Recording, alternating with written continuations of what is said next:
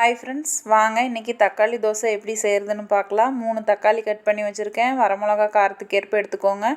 7 பல் பூண்டு சேர்த்துக்கோங்க. 1 ஸ்பூன் ஜீரகம் சேர்த்துக்கோங்க. நல்லா இதை அரைச்சிக்கோங்க. 2 கப் தோசை மாவு எடுத்துருக்கேன். அதில் அரைச்ச தக்காளி பேஸ்ட்டை சேர்த்து நல்லா மிக்ஸ் பண்ணிவிடுங்க. மாவு தண்ணியாக இருந்தால் 2 ஸ்பூன் ரவை சேர்த்துக்கோங்க. ரவை சேர்த்து ஒரு 10 மினிட்ஸ் ரெஸ்ட்டு விட்டுருங்க.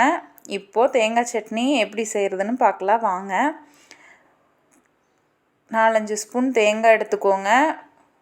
ஒரு 2 டேபிள் ஸ்பூன் கடலை எடுத்துக்கோங்க. பச்சை மிளகாய், மல்லி இலை, கருவேப்பிலை, உப்பு, இஞ்சி கூட சேர்த்துக்கோங்க. நான் சேர்க்கல. அரைச்சி எடுத்துக்கோங்க. சட்னி தயார். தோசைக்கல் வச்சுக்கோங்க. சூடானோடனே தோசை ஊற்றிடுங்க. கொஞ்சம் தடிமனாகவே ஊற்றுங்க. அடுப்பை சிம்லேயே வச்சுக்கோங்க. மீடியம் ஃப்ளேம்லேயே வேகட்டும். இப்போ திருப்பி போட்டுக்கோங்க. நல்லா ரெட் கலரில் வந்துடும். இந்த பச்சை வாசனை எல்லாம் போயிட்டு அவ்வளோ மணமாக சூப்பராக இருக்கும்.